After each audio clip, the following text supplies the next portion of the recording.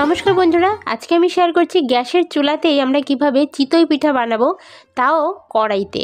তো সবাই আমরা বানাতে পারবো, কোনো রকম ঝামেলার কোনো কিছু নয়।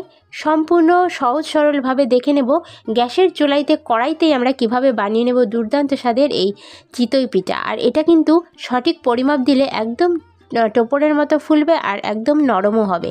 তো দেখে নিই কীভাবে বানাবো আজকে আমরা এই চিতই পিঠা। তো চিতই পিঠাটা বানানোর জন্য আমি এখানে কিন্তু চাল নিয়ে নিয়েছি, চালের গুঁড়ো। আর চালের গুঁড়োটা কিন্তু বাজার থেকে কিনে আনা। এবার চালের গুঁড়োটাকে খুব ভালোভাবে আমরা একটা ছাঁকনির সাহায্যে ছেঁকে নেব। চালের গুঁড়োটা ছেঁকে নেওয়ার কারণ হচ্ছে এক্ষুনি আপনারা দেখতে পারবেন যে চালের গুঁড়োর মধ্যে কত রকম আনওয়ান্টেড জিনিস থাকে, যেগুলো কিন্তু না ছেঁকে নিলে খুবই আমাদের পেটের জন্য সমস্যা হতে পারে। তো চালের গুঁড়োটা ছেঁকে নেওয়ার পরে যে অবশিষ্ট জিনিসটা রয়েছে, এটা কিন্তু অবশ্যই আমাদের শরীরের জন্য খারাপ এফেক্টও হতে পারত, সে কারণে কিন্তু বাইরে ফেলে দিতে হবে। এবার আমি চলে যাচ্ছি নেক্সট স্টেপে। একটা বড় মিক্সিং বাউলের মধ্যে কিন্তু চালের গুঁড়োটাকে নিতে হবে, আর তার মধ্যে নুন দিয়ে দিতে হবে পরিমাণ মতো।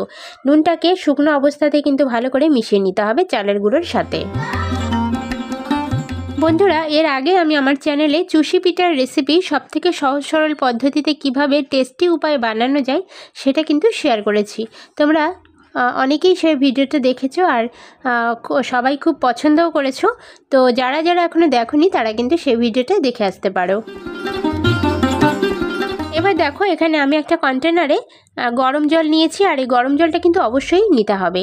গরম জলটাকে আমি যে গুঁড়ো চালের গুঁড়ো তার মধ্যে দিয়ে খুব ভালো করে গুলে নেব।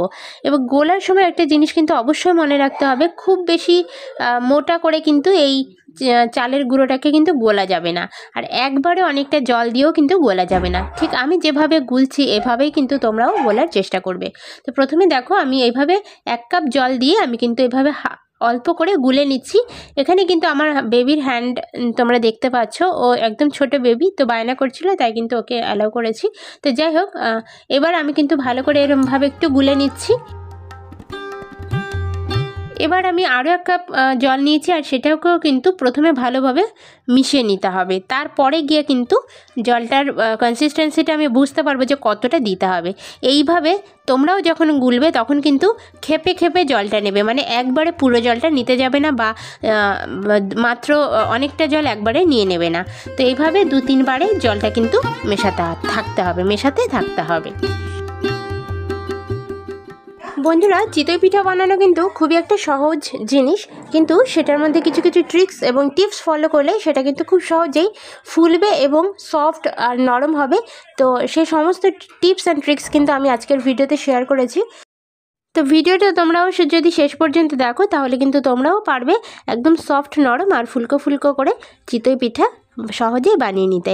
তো দেখো, এইভাবে কিন্তু ঠিক একদম আস্তে আস্তে করে গুলে নিতে হবে, ব্যাটার বানিয়ে নিতে হবে, পাতলা একটা ব্যাটার।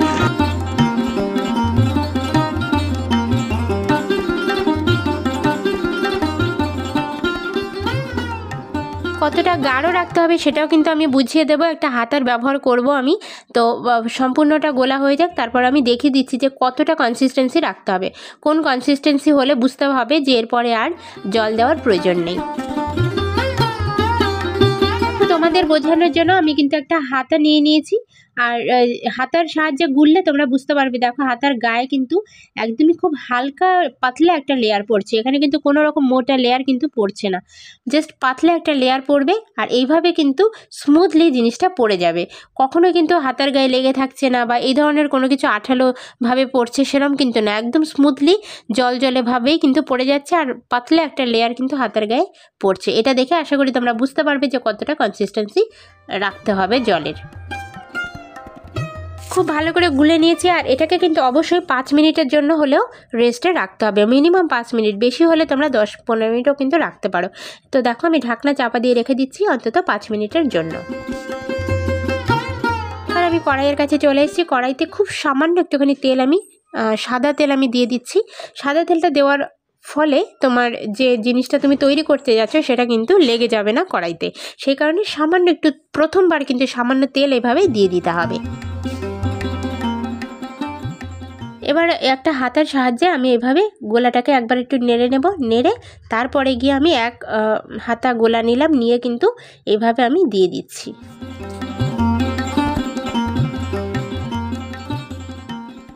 এখানে দেখো আমি একটা এয়ারটাইট কন্টেনার দিয়ে ঢাকনাটাকে বন্ধ করে দেবো, মানে পিঠাটাকে বন্ধ করে দিতে হবে।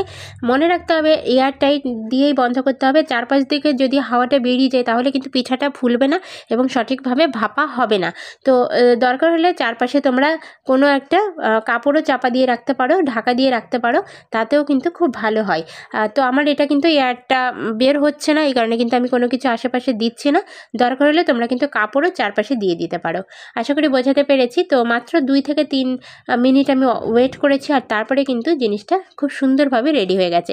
তো আমি একটু মাঝখানে একবার খুলে দেখে নিয়েছি যে হয়েছে কিনা। পিঠাটা যখন রেডি হয়ে যাবে তখন দেখবে খুব সুন্দরভাবে ফুলে উঠবে। প্রথম একটা দুটো পিঠা হয়তো ফুলবে না, তাতে কিন্তু মন খারাপ করার কোনো প্রয়োজন নেই। নেক্সট 2 থেকে 3টে যখন হয়ে যাবে তারপর থেকে পিঠাগুলো কিন্তু খুব সুন্দরভাবে ফুলবে। কারণ হচ্ছে কড়াইটা কিন্তু খুব একদম পারফেক্টভাবে গরম হয়ে যাবে সেই সময়। আর কড়াইটা খুব ভালো করে গরম হওয়ার পরে কিন্তু ঠিক এইভাবেই কিন্তু পিঠাটা ছেড়ে যাবে আর পিঠাটা কিন্তু ফুলবে। আর এটা যেহেতু আমার প্রথম পিঠা, ওই জন্য কিন্তু খুব বেশি একটা ফোলেনি। এর পরের পিঠাটা তোমরা দেখো কত সুন্দর ফুলবে আর দেখতেও কিন্তু খুব সুন্দর হবে। তো আর পিঠাটা এভাবে ছেড়েও যাবে। কড়াইটাকে কিন্তু খুব ভালো করে গরম করে নিতে হবে, তবেই কিন্তু তোমার পিঠাটা সঠিকভাবে তৈরি হবে। তো একটা পিঠা রেডি হয়ে গেলে আমি কিন্তু এইভাবে কড়াইয়ের যে পোড়া জিনিসটা তৈরি হচ্ছে এটাকে কিন্তু ছাড়িয়ে দিতে হবে। একটা খুন্তির সাহায্যে আমি এভাবে ঘষে ঘষে এটাকে পরিষ্কার করে দেব, আর একটা ন্যাকড়ার সাহায্যে ঠিক এভাবে মুছে নেব।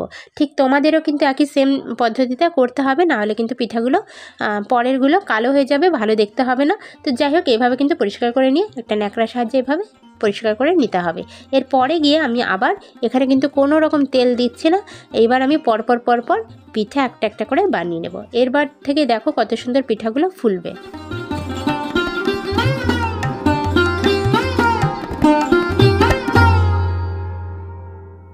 বন্ধুরা, তোমরাও যদি এই ধরনের কোনো ঢাকনা ব্যবহার করো তাহলে কিন্তু অবশ্যই ছিদ্রটার মুখ বন্ধ করে দেবে, আর দিয়ে তারপরে দেখো কত সুন্দর পিঠাটা ফুলেছে। আর পিঠাটা কিন্তু অত্যন্ত সফট এবং নরম হয়েছে, খেতেও কিন্তু দুর্দান্ত টেস্টি হয়। ঠিক এই ট্রিক্সগুলো ফলো করে তোমরা যদি করো, কোনো রকম সাঁচের প্রয়োজন হয় না, গ্যাসের উনুনেই কিন্তু তোমরা এত সুন্দর সুন্দর পিঠা বানিয়ে নিতে পারো। ঠিক এরকমভাবে আমি পরপর আমার যতগুলো পিঠার প্রয়োজন আমি বানিয়ে নিয়েছি। আর তারপরে কিন্তু গরম গরম গুড়, পাতলা গুড়ের সাথে, খেজুরের গুড়ের সাথে কিন্তু সার্ভ করব। দেখতে এবং খেতে অসাধারণ হয়। তো অবশ্যই তোমরাও বাড়িতে ট্রাই করো, আশা করি তোমাদেরও খুব ভালো লাগবে। আর আমার এই ধরনের পিঠার রেসিপি দেখতে হলে অবশ্যই কিন্তু আমার চ্যানেলটাকে সাবস্ক্রাইব করে রাখো, আর বেল আইকনটা প্রেস করে নোটিফিকেশান অন করে রাখো। ধন্যবাদ সবাইকে আজকের ভিডিওটা শেষ পর্যন্ত দেখার জন্য। কেমন লাগলো অবশ্যই কিন্তু আমাকে কমেন্ট সেকশানে জানিও। Thank you for watching.